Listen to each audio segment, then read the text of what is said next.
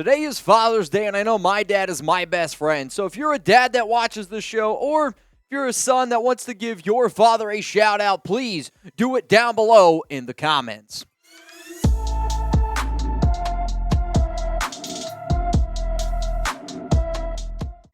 Raider Nation, what's going on? You're watching the Raiders Report. It's Mitchell Renz here from Chat Sports. And today's show is presented by True Classic. Get 25% off your order at trueclassic.com/chat. If you like the shirt that I have on, you can also get your hands on it. Where?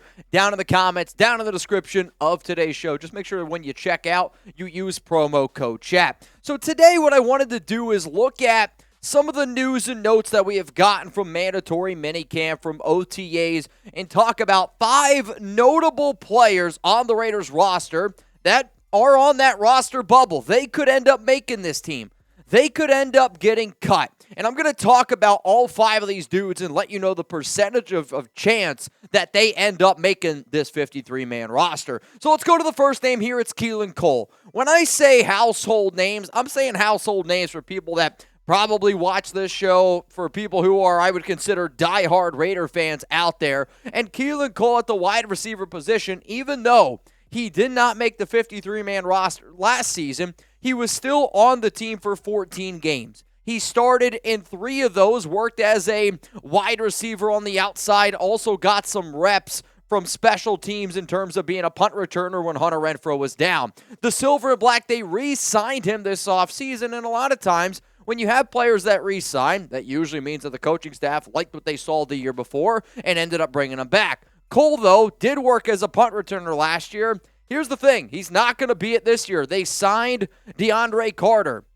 They have Trey Tucker. You could make an argument for Amir Abdullah is probably a better punt returner. From all the metrics, according to PFF, he was the worst wide receiver in the NFL from a punt returner standpoint. Averaged less than 7 yards per return. That was one of the worst in the NFL. And when you look at right now what the Raiders currently have at the wide receiver room, Devontae Jacoby, we're just going to say Hunter Renfrow makes this team. After that, Trey Tucker, he's an absolute lock to make it. I believe DeAndre Carter, he's going to end up making it as well. One player who continues to look good this offseason is Phillip Dorsett. The Raiders have been looking for a field stretcher. On top of that, he also has a lot of ties to Josh McDaniels and Dave Ziegler, who have worked with him in the years past. On top of that, another player who continues to get very solid reviews, it's Chris Lacey. And Chris Lacey was on the Raiders practice squad last year. The year before that, he was with the Chicago Bears. And the reason why that's notable is because assistant general manager Champ Kelly wanted to bring Lacey in. And he's a bigger dude at 6'3", 205 pounds. So entering year 2 in the McDaniel system, sounds like he was a clear winner at OTAs. I mean, that could be another reason why you don't see Keelan Cole on this roster. So here's your opportunity. Be Dave Ziegler. Will Keelan Cole make the Raiders 53-man roster? And here's the funny part. I'm going to ask you this question with all 5 of these dudes, so it's really important that you literally type exactly what is on screen. Type KCY for Keelan Cole, or type KCN for no, he's not going to end up making this team. As it stands right now, I am going to give Cole a 20% chance, only one just win, baby, on making this roster for all the reasons that I just outlined here on today's show. And hey, I wouldn't even be able to do today's show. I wouldn't be able to turn on the lights, and I wouldn't be able to turn on my fiance if it wasn't for our awesome sponsor, True Classic, which making me look pretty damn good if I do say so myself. Go to trueclassic.com/chat. Get yourself outfitted. It's time to upgrade that wardrobe. Father's Day is today. One thing is for sure. Dads have enough ties, tools, and baggy tees. This year, give your dad, father figure, mentor, or loved one in your life the gift of looking good and feeling good with True Classic. Their ultra soft tees are fitted in all the right places and with just enough room where you need it. You'll never want to wear anything else, but True Classic isn't just about tees. They have everything you need to build a complete wardrobe, from button-downs to Henleys to polos. True Classic also has a line of comfortable, stylish jeans and chinos and a collection of activewear that's perfect for anyone who wants to stay comfortable while staying active. And if you're not completely satisfied with your purchase, they offer a 100% risk-free guarantee and easy returns. With affordable prices and high-quality clothes, True Classic is a no-brainer for anyone looking to upgrade their wardrobe. Don't settle for anything less than the best. Try True Classic today. Use promo code CHAT at trueclassic.com/chat to get 25% off your order, plus free shipping on purchases over $100. Give a gift that dad will actually love this Father's Day. Give him True Classic. Let's go to the next name here on the list. It's John Jenkins in terms of a roster bubble candidate. I know that this organization likes what they see in the veteran in Jenkins. And on top of that, a lot of times when you see players working with the first and second team, it's not too often that they end up not making this roster. The person that I'm going to compare Jenkins to is at a totally different position. I'm going to compare him to Lester Cotton, where I really think last season the Raiders wanted to work Lester Cotton with the first team, with the second team, to just see how well he meshed. I think that's exactly what they're doing here with John Jenkins, and just because he's working that high doesn't mean that he ends up making this team. He did sign with the Raiders this offseason, but one of the biggest things that helps him out is that chemistry, that connection with Raiders defensive line coach Rob Leonard, who was with the Miami Dolphins with Jenkins back in 2019.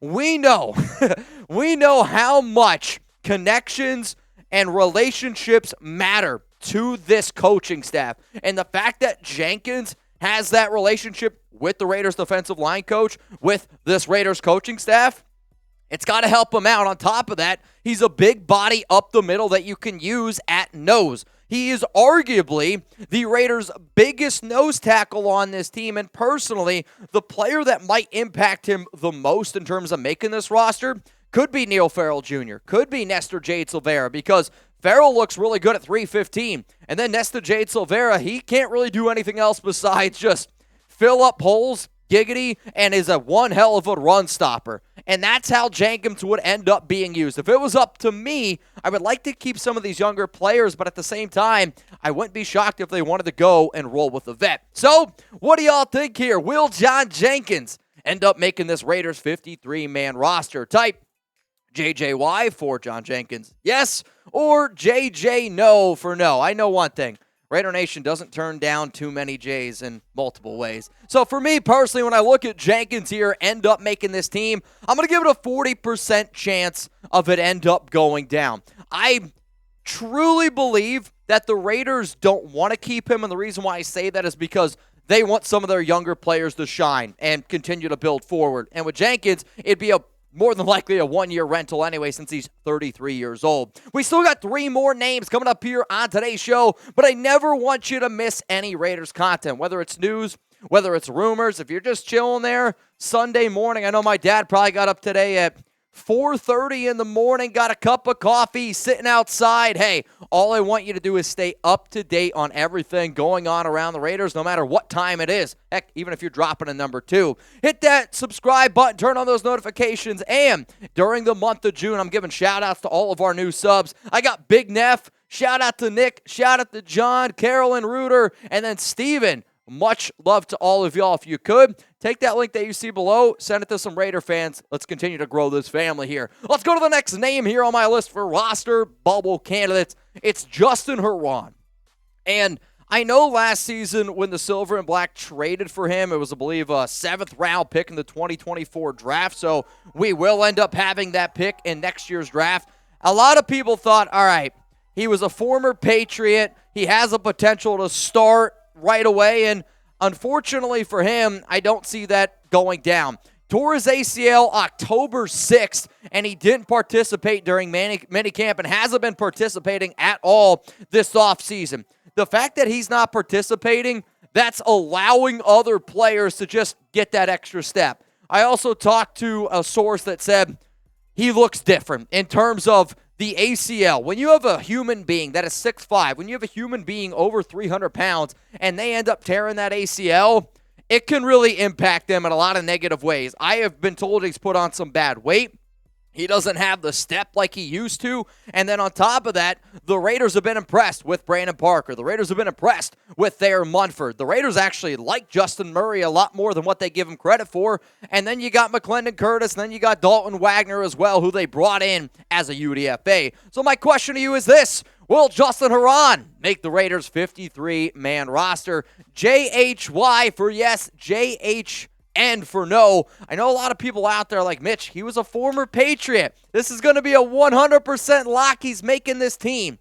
Well, I'm actually going to give this one 30% chance of him ending up making it. I do think that the silver and black end up keeping 9-ish offensive linemen. I just don't think that Herron's going to be one of those players. He doesn't offer you as much versatility. He's got the injury concerns. And if I'm Carmen Brasillo, deep down, I think that I can do a lot with a lot of other offensive linemen. So for that reason, Justin Herron, yeah, not great. Just wasted a 2024 7th rounder. Let's go to the next name here. It's David Long Jr. And I'm going to tell you all right now, this is going to be probably the most eye-catching name, though this next name here is also a very eye-catching one. And the reason why a lot of you are like, really, David Long Jr.? I've seen multiple people out there project him as the Raiders starter. And before some of the moves that this team made this offseason, yeah, there was a chance it was going to be Nate Hobbs, David Long Jr., and then Duke Shelley. But here's the problem.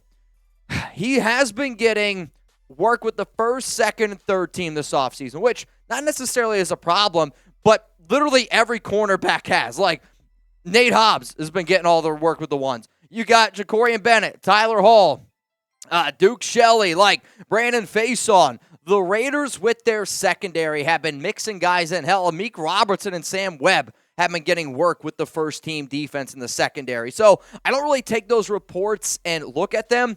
What I really, truly look at is overall talent. They like Tyler Hall. He's going to start in the slot. But I look at the outside corners. He's not better than Duke Shelley. He's not better than Nate Hobbs. Brandon Faison has a lot more guaranteed money, so they're going to end up keeping him. Jacorian Bennett is a lock to make the roster. And, well, with all the reports out there that Marcus Peters seems likely to sign with the Raiders, if they sign Marcus Peters, I mean, that just kind of speaks volumes of what they think about their outside corner room. Not that they don't like it, but that they can improve upon it. And Peters is a man-cover corner, which, don't get me wrong, so is David Long, but Peters is, like, built to play press man. He's built to be that aggressive corner, and if he ends up making this team, because if he signs, Peters is going to be on this roster. That means bad things for David Long Jr., because let's face it, they're probably only going to keep 6 corners. If they keep 7, that's where I think he ends up making it. So what do you think here? Will David Long Jr. make the Raiders' 53-man roster? Type DLY for yes or DLN for no, he's not going to make it. This one, called in the air. Chuck's called heads. What'd you guys call? It's tails. Sorry. I would say that there's a 50% chance that he ends up making this team because as of right now, the time I am making this video, he should make this roster. However, if they add a Marcus Peters, if a player like a Sam Webb continues to surprise some people, that's where this conversation could go a little bit different. No matter what, though, I do think he would end up making the practice squad. Let's go to the final name here, and it's a linebacker. It's Luke Masterson, and I know some of you are like, really? The linebacker room's a little bit weak for this team. You're not 100% wrong, but last season, as the UDFA coming out of Wake Forest, Masterson made the 53-man roster, and you got to tip your cap to him. So a lot of people who usually make the team as a rookie, could they end up making it as a sophomore? Yes, but this team is a little bit different. He played in all 17 games last season. Hell, he started in 7, and the reason why he got most of those starts was more to do with the fact that the Raiders lost so many players at the linebacker position, so many players on the defense. And, Masterson is that versatile hybrid as well, that strong safety linebacker. And he was also 6th on the team last year with tackles. He had 59 tackles, 4 tackles for loss, and you got to tip your cap to the young man. He stepped in a role that not a lot of people thought he was going to be ready for, and really, he absolutely outplayed my expectations. He probably outplayed Patrick Graham and the coaching staff expectations. However, though, the Raiders are going to keep guaranteed 3 linebackers. Divine Diablo, making it. Robert Spillane, going to make it. And then the 6th-round rookie out of Florida, Amari Burney. which then leaves a lot of other players up for debate. I see this team keeping 4 linebackers. However, though, when you sit down and you do a 53-man roster projection, I want you to do it because it does get very difficult. And when you consider Luke Masterson, there's been reports out there, and I've talked to sources, that they are trying to bulk up Isaiah Polamayo, who last season played at 211. I've been told he's sitting somewhere now between 225, 230, and he could potentially play that linebacker and safety hybrid role. I hear that and I think about that, and I'm like, all right, well, if they're trying to make him that type of player, that could open up the door for them to keep another safety, another cornerback, if you will. And if it's between Polamayo and Luke Masterson, I think they would end up keeping Polamayo because of his ties with his uncle, Kennedy Polamalu, who is the Raiders' running back coach. So what do you think here? Masterson, will he make the 53-man roster?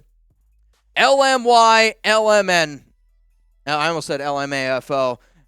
Bam, bam, shots tomorrow. Yeah, we'll probably do some shots tomorrow. But seriously, Luke Masterson, will he make this 53-man roster? Just like I said with David Long Jr., I'm also going to give this one a 50% chance. Every single year when you sit down, you look at talent, you look at players, it's always a difficult conversation, but I do think this is a good problem to have. I do think from a defensive side of the football standpoint, the Raiders are trying to go a little bit of a different direction, and hopefully because he doesn't make the team, or if he doesn't, that usually means that we have added more talent. At least that's the hope, right? Before I leave all y'all today is Father's Day, so I want to give a huge shout out to my dad. Appreciate everything you do for me. Appreciate everything you've ever helped me with here. And, of course, the biggest shout-out here is to me because I'm a dog dad. So shout out to Chuck for being the best boy in the whole world. And if any of y'all want to tag me in your post for your dad, dog dad stuff, I'm all about it today. Please don't be shy. But, again, huge shout-out to my dad. Happy Father's Day, big guy. Love you.